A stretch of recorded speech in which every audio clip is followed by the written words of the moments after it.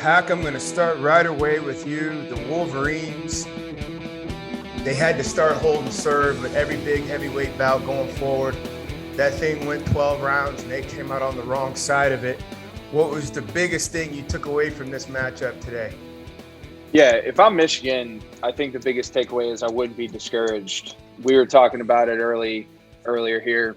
That was a great college football game. It was prototypical, quintessential Big Ten football. I think you got to give a huge round of applause to Mel Tucker and how he got that team prepared.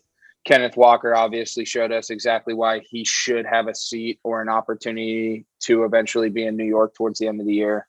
I think when you look at Michigan, bright points, Cade played fairly well, I think, up until that pick at the end.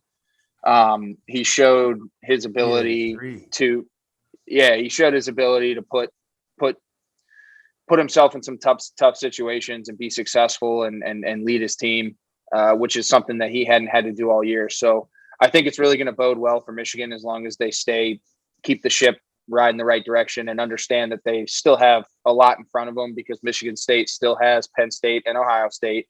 Obviously, Penn State and Ohio State are playing tonight, but then Michigan also has both of those, Penn State and Ohio State as well. So there's still a lot of shuffling, they're still in it, but I think it was a great start to this gauntlet that I've talked about the last half of the season for the Big Ten East. And again, I just want to give a lot of credit to Mel Tucker. I was really, really, really happy with how that team came out and played, and I think that's a huge win for the program moving forward. Trevor, you're talking Hack is he's on to something. Mel Tucker, this is your second lap around the track in the Big Ten. COVID year, they were not good, but you're trying to piece together a new program and still all the things that you want to get in there. You're kind of getting your people in there, plus it's COVID. Here they come out of the gates, first couple of weeks, they're like, wow, look at Michigan State. They got a running game. Wow, kind of impressive. We're in October, still undefeated. Now they go up against, they had their state championship tonight against Michigan. Is like, can you describe the people, because you played for some great coaches, how much that really does hinge on leadership? That you got to have the tactical piece too, but like to weather guys through the storm, like what are your impressions of Coach Tucker and how big of a deal is this, what he's doing? Yeah, it's I'm a huge culture guy, I always have been. And when I look back on my time playing at Oklahoma specifically, I walked into a culture that Bob Stoops had built over 20 years. So that was easy to step in and see, okay, it's, everything's in place exactly like how it's supposed to be. Then Lincoln Riley comes in and culture changes a bit. But the reason that he has been so successful is because he was able to mold that culture, but get buy-in very quickly.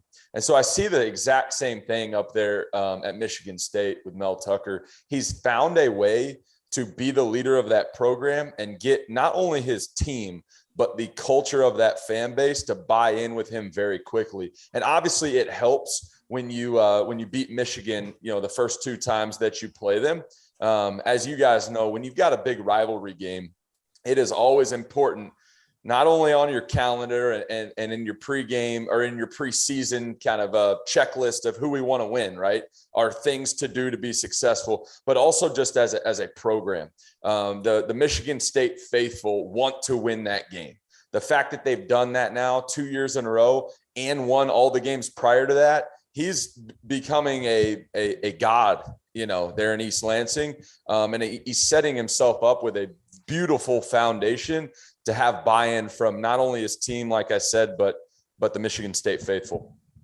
Bryce, speaking of that faithful, should the Michigan State faithful really, truly be looking at college playoff reservations? Should we be thinking about them as one of the four top teams based on going toe-to-toe what they did today? And to Hack's point, he said Michigan's got a lot of ball in front of them. Are all the goals still on the board for the Michigan State Wolverines? Yeah, I think no doubt.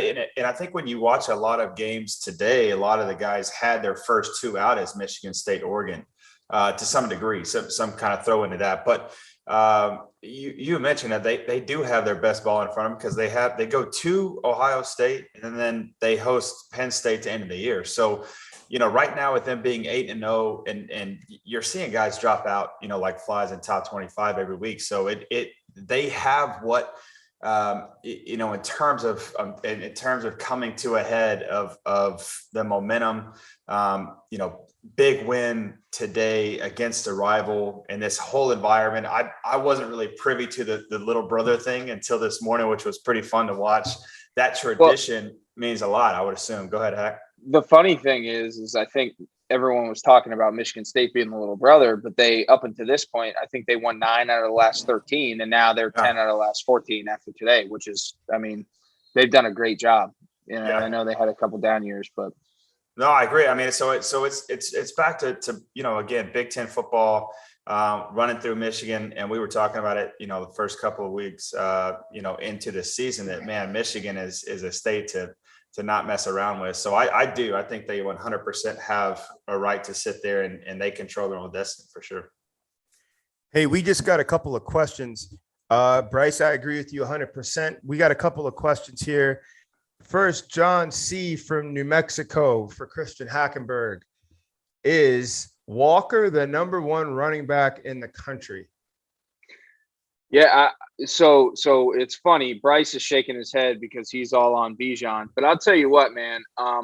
Walker, we actually had this little discussion throughout the day today, and I think that guy is one of the most complete backs. He reminds me very much of Le'Veon Bell. I said this to you guys as well. I think he might even have a little bit more juice in terms of second burst and last gear in the open field than Le'Veon had, at least in college. I love the guy. I think he's a fantastic prospect. Stays healthy. I hope the best for him. And it's hard. I think that position has gotten so hard to define what you're looking for because of the disparity within systems moving forward. Some systems need certain guys to be able to have a skill set, like the Saints, for example. Like Alvin Kamara fits so well in there because they throw him the football so much. He's not expected to be a between the tackles guy, but he can do it. I think Kenneth is a guy who can fit into many different systems, but I think his bread and butter is that between the tackles, zone scheme. He's going to be a guy who's going to get he's going to get 20, 25 carries a game, and he could also not be a guy that you need to take off the field on third down because he can't catch the football, and if you get him the ball in space, he can't.